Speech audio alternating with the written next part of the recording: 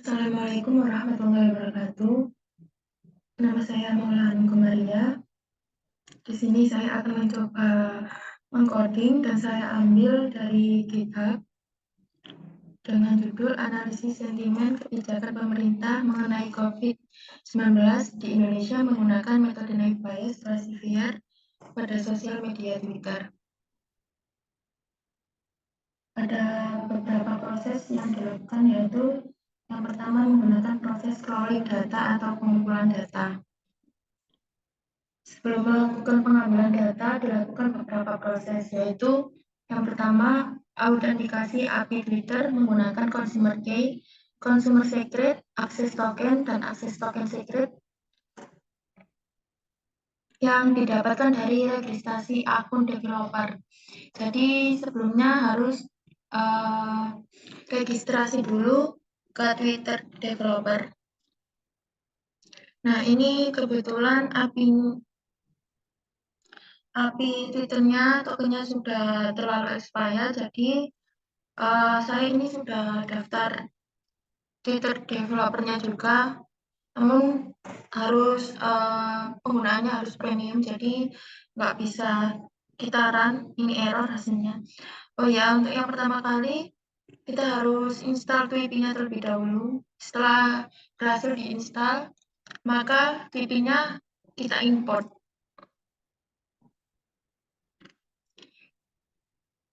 Nah, ini untuk codingannya autentikasi API Twitter.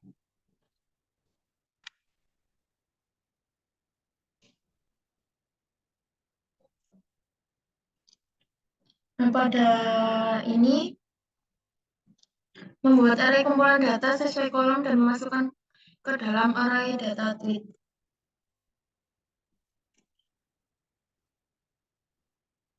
Ini berhubung expired ya, jadi nggak bisa gitaran.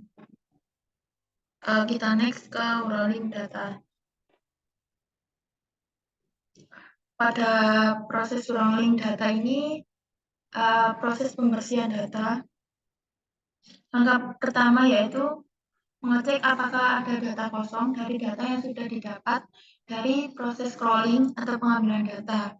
Data yang dicek pada proses ini yaitu username, tweet create text, dan juga teks. Langkah yang pertama kita install dulu tweet preprocessor, text block, word cloud, dan juga NLTK. Setelah berhasil diinstal semuanya, kita import. Setelah berhasil diimport, kita masukkan datanya. Ini file dari GitHub-nya. Untuk menampilkan filenya apa saja, ini ada data.info untuk codingannya.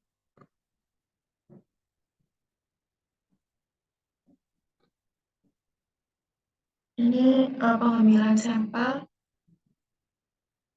dengan sebanyak 5 data. Nah, ini untuk langkah pertama pembersihan data, yaitu menggunakan data.ismol. Seperti ini, hasilnya 0. Kemudian ada proses tokenizing. Proses tokenizing ini proses memisahkan kata berdasarkan spasi yang ditemukan. Proses ini bertujuan untuk mempermudah menganalisa setiap kata-kata dari setiap kalimat pada data tweet yang sudah dikumpulkan. Seperti ini codingannya. Kemudian langkah selanjutnya yaitu menerjemahkan setiap kata-kata dari kalimat yang sudah dipisah tadi menggunakan proses tokenizing dari bahasa Indonesia menjadi bahasa Inggris. Hal ini dilakukan karena library yang dipakai untuk menganalisis data menggunakan dasar bahasa Inggris. Di sini menggunakan penerjemahan bahasa menggunakan library Google Translate. Seperti biasa yang kita install terlebih dahulu yaitu pip install Google Translate terlebih dahulu ya. Setelah berhasil diinstal, kita masukkan codingan ini.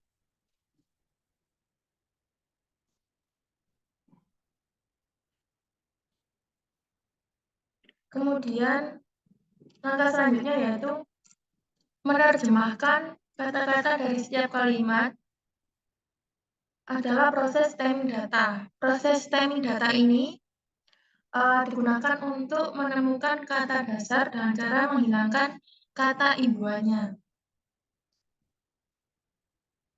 Ini kita import terlebih dahulu yang sudah kita install tadi. Datanya kita masukkan, data CSV-nya. Kemudian ini codingannya pada proses stemming data.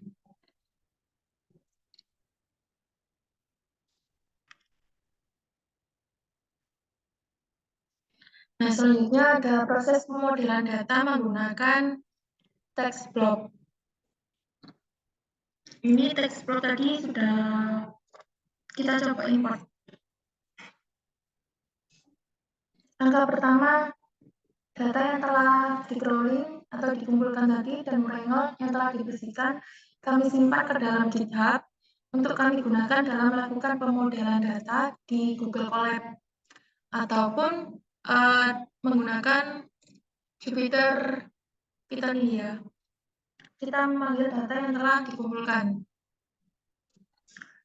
Kemudian langkah selanjutnya kita memanggil data, kita akan melakukan analisis terhadap data tweet tersebut menggunakan text block. Nah, untuk codingannya seperti ini. Ini outputnya, hasil analisis datanya. Ditemukan positif, terdapat 2212, netralnya 1317, dan negatif 251, maaf. Jadi total datanya ada 3780.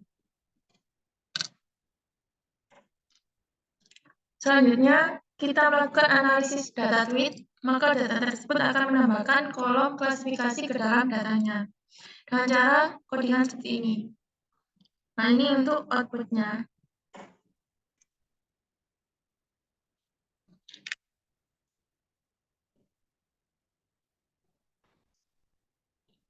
Selanjutnya yaitu ada proses visualisasi data yang telah dimodelkan. Visualisasi merupakan langkah dalam melakukan penyajian data yang harus selalu diperhatikan.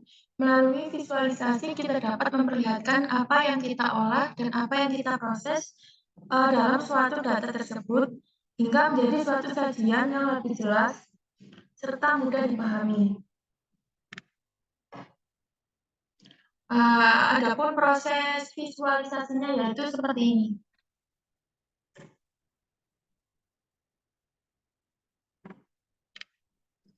Nah, ini hasil dari modeling workflow tersebut ya.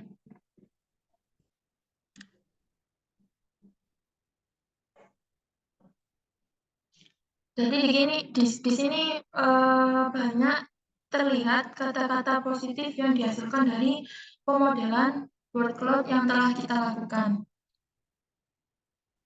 Selanjutnya untuk menampilkan pie chart dari data yang telah kita klasifikasikan, kita buat function showPie dan melakukan pengkodean untuk letak per data serta posisi label sesuai data yang ada.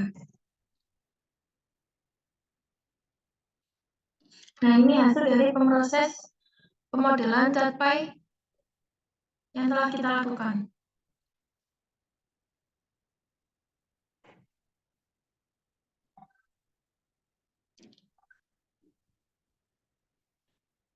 Kemudian ada klasifikasi data dengan metode naive Bayes classifier. Kami melakukan klasifikasi data dengan metode naive Bayes classifier menggunakan Library Natural Language Toolkit atau disingkat NLTK.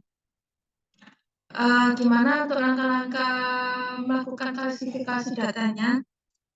Yang pertama yaitu kami menyiapkan data apa saja yang akan kami proses. Untuk selanjutnya dilakukan pengklasifikasian data. Data yang kami ambil yaitu username, tweet created, text, dan juga tweet clean. Ini ya, data yang kita ambil. Selanjutnya, kita mengambil dataset untuk kemudian dijadikan data training atau data yang digunakan untuk melatih algoritma, dan tujuan data training ini dapat digunakan untuk membantu melakukan prediksi. Pada level ini, kami mengambil hasil dari metode pengklasifikasian sebelumnya untuk kemudian kami kelompokkan ulang pada variabel baru berdasarkan labelnya, dan kami ambil secara acak sampel dari masing-masing labelnya.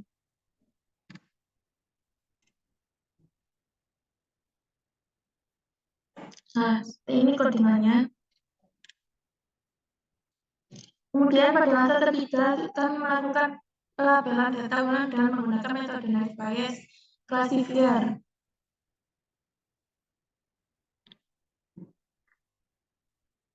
Kami mengambil data tweet English, yaitu data tweet clean yang ditranslate ke bahasa Inggris dan memasukkannya ke dalam variabel data tweet. Dalam proses perulangan, kami melakukan analisis untuk mengklasifikasi data ke tiga kelas, yaitu positif, negatif, dan juga netral. Dan juga menghitung jumlah masing-masing klasifikasinya serta total keseluruhan data yang diuji. Ini hasil analisis datanya.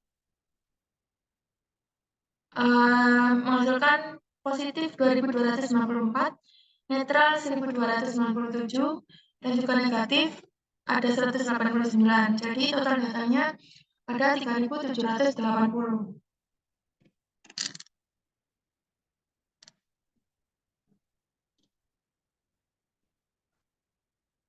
Dan terakhir yaitu kami melakukan visualisasi dari hasil data yang sudah kami klasifikasikan menggunakan metode naive Bayes classifier menggunakan fungsi chart pie yang telah dibuat sebelumnya. Kami menggunakan diagram lingkaran persen dengan warna biru mewakili data positif, warna orange mewakili data negatif, dan juga hijau mewakili warna netral. Jadi kesimpulannya, dengan menggunakan metode naive Bayes dengan tingkat akurasi 0,93 atau 93% dan dilakukan pemilihan random dari data setiap klasifikasi, adapun perbedaan dari klasifikasi sebelumnya adalah sebagai berikut. 2.294 sentimen positif atau lebih dari 82 data.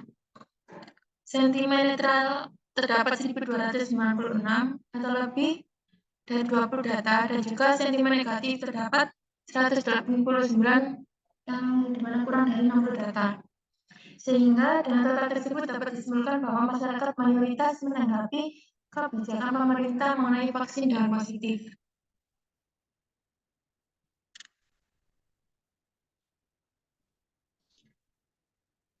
Selanjutnya yaitu menganalisis klasifikasi menggunakan metode naive Bayes classifier.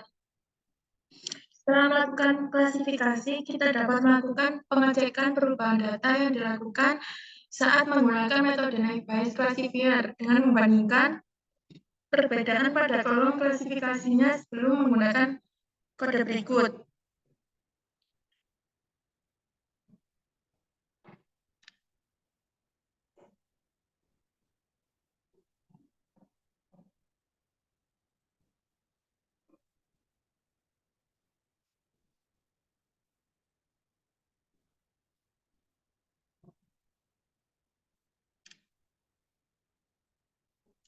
Kesimpulan data di atas dapat kita lihat data-data yang sudah diubah benar sentimennya sesuai isi teks, sehingga dapat disimpulkan metode naive Bayes classifier cukup akurat dalam melakukan klasifikasi dalam sentimen analisis pada proyek ini.